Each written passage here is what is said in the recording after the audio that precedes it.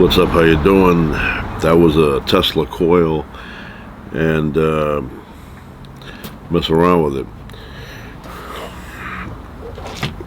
I have here in my hand a Champion spark plug. Big fan of this company. I don't know if you can see it, but Champion, and brings me back to the old days when I was a kid. There was a auto parts store in my neighborhood, and that was one of the places me and my friend would end up at. It was like a pit stop we had, and we would walk around in there. We were fascinated with the parts, the motor oil. They were probably looking at us saying, "Yep, there's those kids again." We were first graders back then. And spark plugs, we didn't know what they were for, but they looked cool. And we would always go to the Champion spark plug section. Now, there's probably better ones out there now, but for me, Champion is the champion.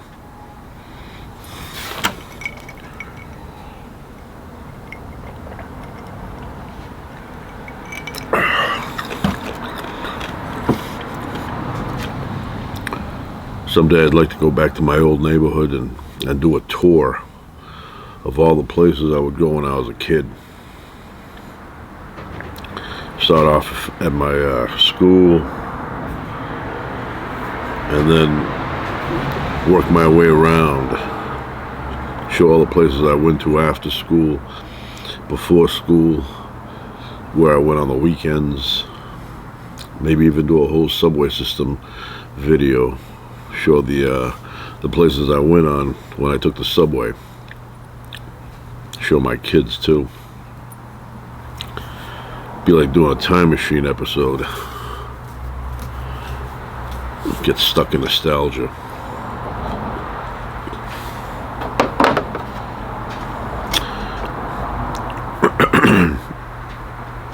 That auto parts store was there for decades, and it only closed not too long ago. I remember somebody was telling me that they were closing down, and I said, wow, that's very successful business. Even my father would go there. My father didn't know I would go there, but he would go there and get stuff.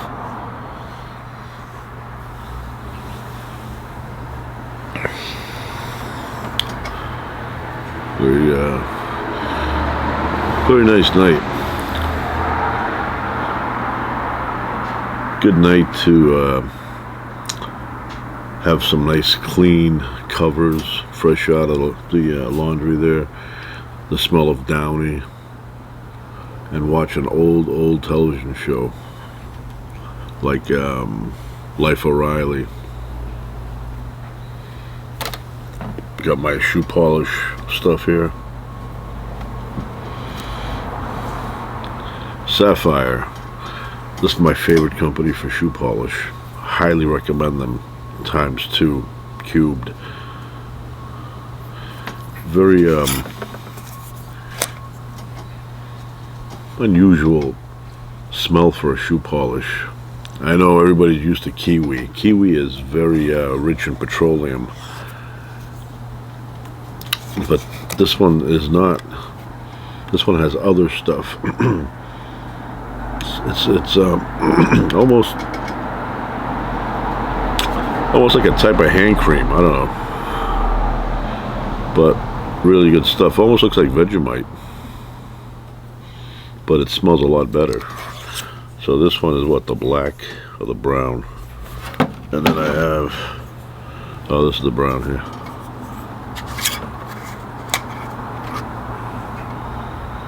This one smells different. The color is different and the smell is different.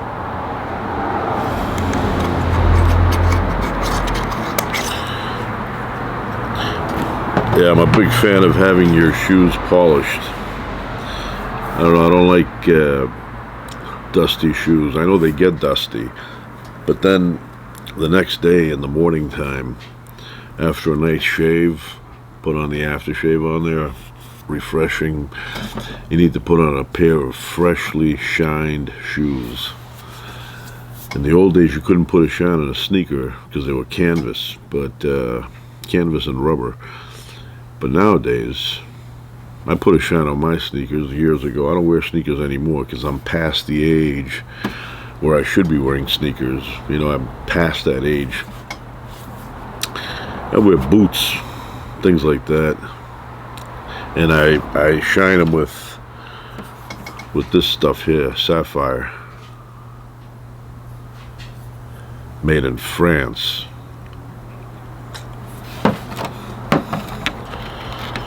And I got the brushes, I got the applicators. I even have saddle soap, which I do use it, but you don't have to use it all the time. A lot of times you just take a nice wet cloth with warm water and just wipe everything down, remove all the dust, and then apply the polish. And then I have other stuff that makes them even shinier than normal. Those are for dress shoes. You really don't need to put an extreme shine on your work boots. You can if you want. I do, but you don't have to. Not the law.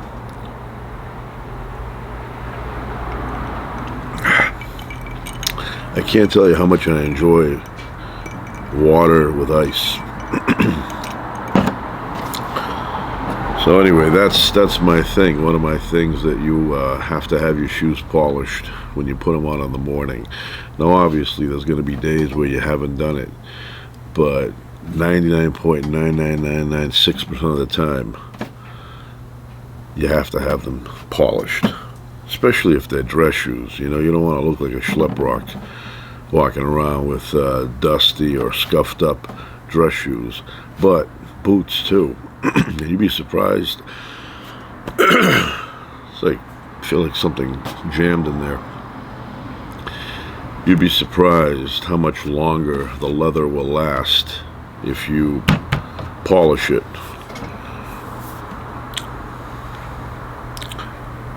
So yeah, that's it. Beautiful quiet night. Good night for aliens to show up.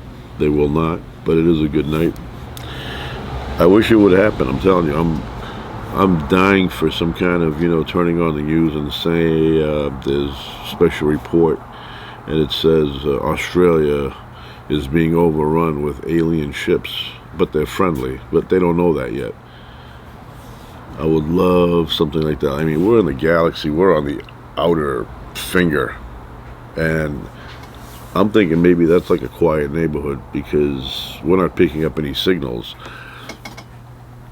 Maybe on the other side of the galaxy, it's chit-chatting all the time. You know, you show your antenna that way, and it'll pick up all these aliens communicating.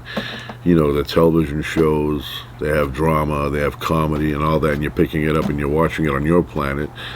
But because we're on the other side of the galaxy, you know, maybe it's going to take another 99,000 years before that light or that energy reaches us so we can watch it. So I'm still waiting.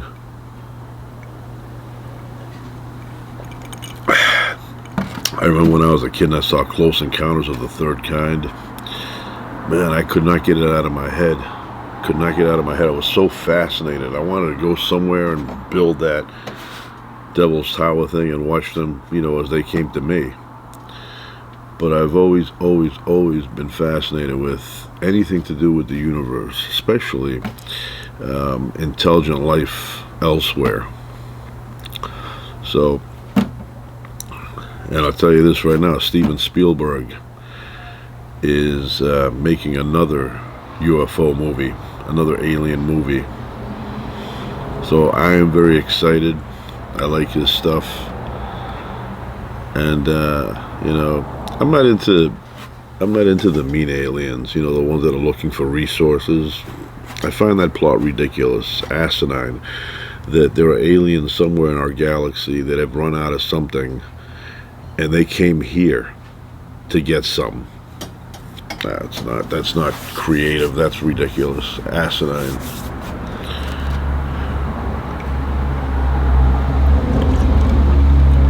But I am disappointed that SETI has not picked up anything substantial. You would think by now. I know years ago when they were building SETI, the idea was that once they pointed the dish into space, that they would pick up thousands of conversations, thousands of shows, thousands of, like we have. And so far, crickets so far, which really annoys me because, we must be spread out by thousands of light years, and maybe even if they have developed radio technology, maybe it hasn't reached us. But I've said before that does not the signal diminish? Let's suppose they broadcasted something 500 years ago. Does not that signal break down as it keeps going? Maybe that's why we're not picking them up, because the signals can only go so far that are not natural, that are, alien made. Am I to believe that if I go on a star system, like a solar system that's 300 light years from here, and I wait, and eventually, well, not me, but eventually somebody 200 years from now is going to pick up our first signal from Earth that still exists, that's still traveling, that didn't break down? I don't understand that. I know we pick up pulsars and signals from across the universe all the time, but those are caused by massive stars, and we send out these teeny weeny signals and we're expecting them to last. So maybe if there is alien life out there, intelligent life, and they figured out how to communicate using radio waves, well, maybe the radio waves dissipate and eventually you can't pick them up anymore. But then somebody would say, how do we pick up Voyager signals still? Yeah, you pick that up, but you get these huge antennas, these discs that are triangulated, and they're massive, and you need those just to pick up a signal that's in our backyard, basically, not even a light day away. So, yeah, for a light day maybe, but let's say something is 200, 300, 400 light years from here. I have a hard time believing that signal is going to keep going for 500 years until it reaches us, and then somebody here is going to pick it up and go, I got something. With all that radiation out there, there's no interference that breaks up the radio waves. Yeah, I don't know. I got to ask somebody up when I go to the Griffith again. But they don't know. They know the basic stuff I learned in high school. That's what they tell you. They don't know anything beyond that. They don't tell you, hey, you know what, I got some information here that they don't talk about.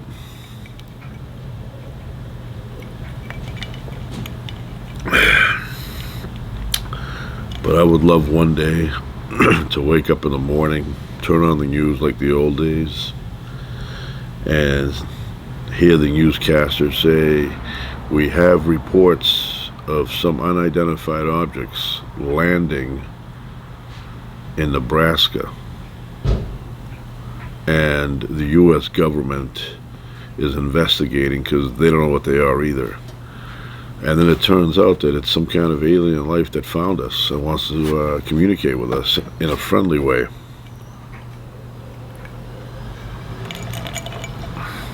Like when you're in the city, you don't really think of it that way.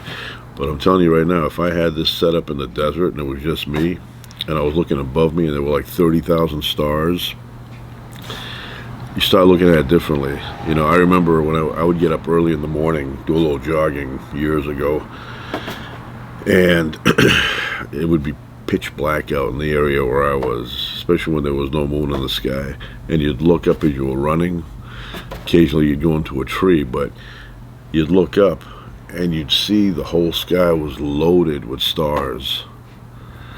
And then occasionally you would notice something moving across the sky, and it would be like a satellite or, some man-made object just going across, little dot. I have a radio, communication radio, and if you put the right frequency in there, and the space station is going overhead, you could actually pick up the signal and hear them talking up there. Not with each other, but when they're communicating with Earth, you could pick that up. That's public information. It's not top secret.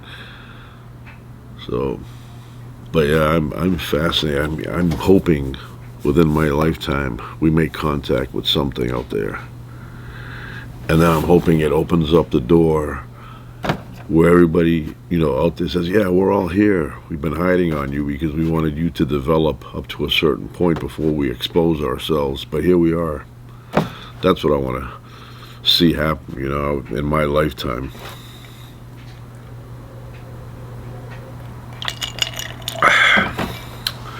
But it probably won't. But I should be an optimist. It probably will. I'll be there if it happens. Hope they take us aboard, show us around, say this is our furniture, this is our technology. I would love that. Some people think that we're the only civilization out there. It makes sense since we haven't made contact with anybody, so you basically have to have faith in this case that there is something out there, because we don't have any knowledge of it.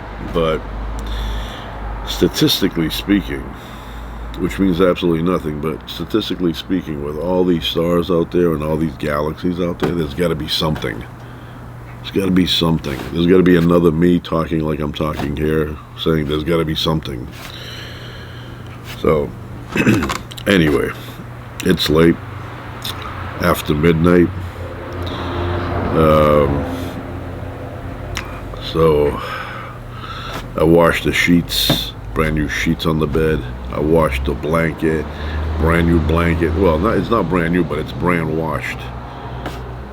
And smells nice and fresh. I get in there, go into a nice deep REM sleep. I go into those sleep patterns, and then occasionally I have like a wacko dream, some weird situation. 1 minute you're here, then you're here, then you're there, then you're at the mall, then you're in quicksand. I'm trying to think, I haven't had a nightmare kind of dream in a while. Maybe I'm due. I used to think if you eat a lot of chocolate at night, like dark chocolate, it stimulates the part of the brain that creates those weird dreams, but no, I've tried it, it didn't work.